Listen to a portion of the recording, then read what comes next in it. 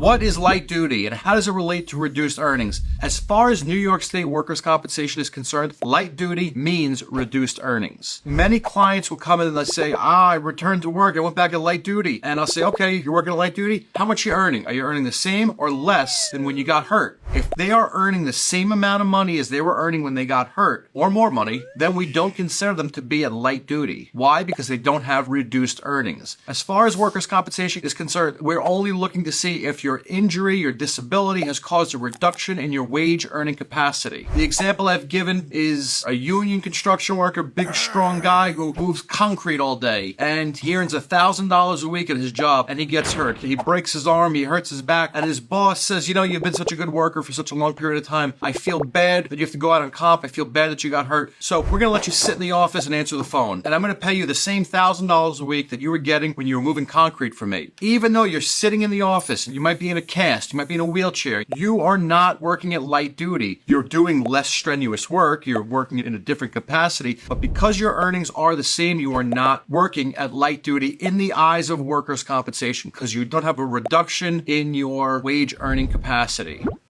Do most employers offer light duty work? And what should you do if they offer it to you? If light duty is offered to you, it comes up in a couple different circumstances. First of all, 99.9% of the time, the offer of light duty is based upon some medical evidence from some doctor. And the first thing you really need to look at is that offer of light duty based upon your doctor's recommendations or the insurance company, the IME doctor's recommendations? And that's super, super important. You have your own treating doctor. You should only follow your doctor's instructions and your doctor's recommendations. You are not obligated to follow the recommendations of the insurance company's consulting doctor. This is where it gets a little unclear, and this is where you really need to pay attention. If you have an attorney, this is where you sit down with them and you go through the offer of light duty. Because the offer for light duty, usually it's an email or a letter from your employer that says, we received a report from the doctor that shows that you're able to work at light duty or reduced capacity or modified duty. They use all different terms. And based upon the doctor's opinion, you're able to lift up to 20 pounds since you've gotten a little bit better, since you've become partially disabled. And they'll say that the doctor has said all these things, but they very rarely say which doctor it is that they're getting this information from. If they're getting this information from the insurance company's consulting physician, you are not obligated to follow those instructions. That is just his opinion at the carrier's request, and you're not required to follow that unless and until that becomes the law of your case, unless there's a finding of partial disability. So first things first, when you get that offer of light duty, review it, be aware of the circumstances and what is that offer of light duty based upon. Is it your doctor or is it their doctor? Follow your doctor's instructions only and consult with your lawyer.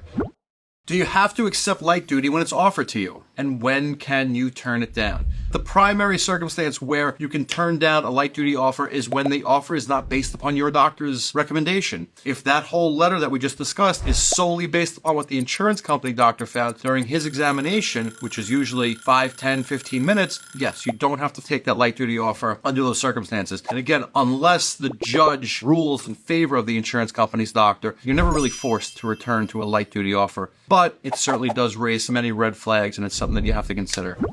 What if you are cleared for light duty, but there's no position available for you? Do you have to search for work? If your doctor clears you for light duty work and your employer does not offer light duty work, do you have to search for work? Generally speaking, yes. You do have to look for work within your physical restrictions or within the restrictions of your disability. But if you can demonstrate that you remain actively employed in your position with your employer and they don't offer restricted duty, then perhaps you can make the argument that you don't have to look for work. Let's just come up with an example here. You're a bricklayer and you hurt your back and your doctor says, hey, you have a 75% partial disability. You've gotten a little bit better. You're healed. And you go to your employer and you say, hey, my doctor's cleared me to return light duty. Maybe I can work doing something else or a little less strenuous until I get all better. And your boss says, we don't offer light duty. We are an all or nothing type of facility. And listen, there are a good amount of companies that say we will not take you back unless you're 100%. But if you can show that your employer does not offer that light duty and you've been cleared for that light duty, you can perhaps avoid the obligation of having to look for work. So it's something to certainly consider. And as always, folks, if you have any questions, please, my phone number here is 212-406-8989. My name is Rex Sikowski, New York State Workers' Compensation Attorney. I will certainly be happy to answer any questions you have.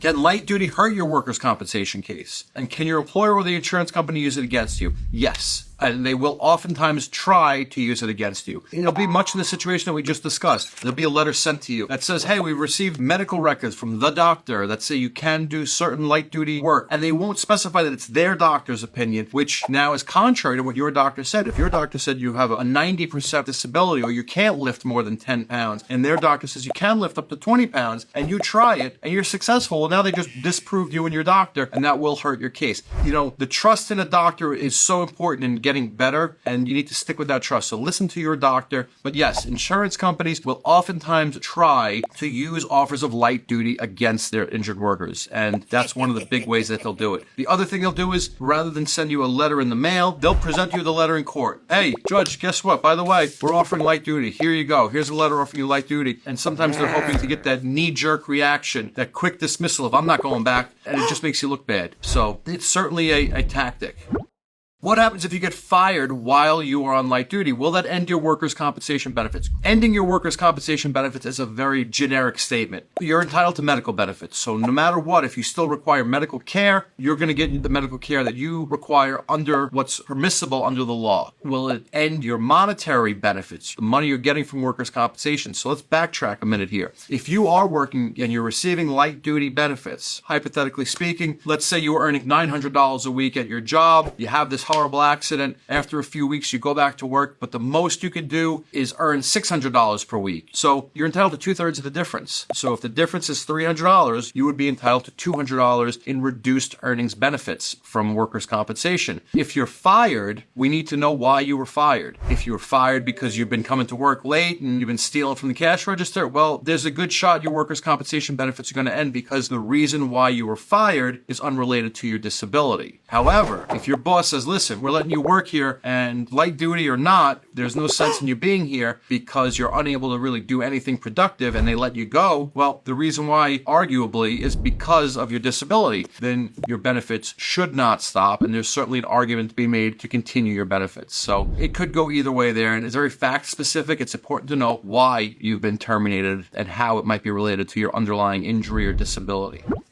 As a workers' compensation lawyer, do you have any light duty pro tips? My first tip, don't be so quick to dismiss the offer. Even if the offer is based upon the IME doctor's recommendations, don't be so quick to dismiss it because it will come across as combative. Give it its due consideration, especially in those circumstances where they present this offer to you in front of the judge. A lot of people's instinctual knee-jerk reaction is to say, well, the hell with you, I'm not doing this, and they yell and scream and get upset. Don't do that. Don't act impulsively. Show the judge that you're a reasonable person. Hey, I don't think I'll be able to do this, or I'm still in a lot of pain, but I'm going to talk to my lawyer, I'm going to talk to my doctor, I'm going to consider this and see if it's something that me and my doctor feel like I can do, and show the judge that you're a reasonable person, you're acting in good faith. It goes a very long way. I guess my second thing, give the offer its full consideration, review it, and discuss it with your doctor. Sometimes they'll jumble some of those, you can stand for 10 minutes, but you can walk a mile. They'll take a little from everybody and try to put it together to fudge the lines. So talk to your doctor, see what you can and can't do. Sometimes it's worthwhile to give it a shot. Like I explained before, with reduced earnings benefits, even if you're not working at the full capacity, if you're earning less money, you still might be entitled to workers' compensation benefits and the salary that light duty job is getting you. And it's better than workers' compensation alone. It's not as good as working full salary, but the primary goal here is to get you healed, get you back to work as soon as possible. You will never earn the same amount of money on workers' comp that you earn working. Workers' comp, by definition, pays you a percentage, a portion of your salary. Going back to work is, from a financial perspective, the best thing you can do. Listen to your doctor and go back to work when the two of you decide that you're able to. And if that's a light duty thing, then great. It's a light duty thing. And with that, folks, I'm going to wrap it up here. Again, 212-406-8989. Happy to answer any questions that you have, folks. Have a wonderful day.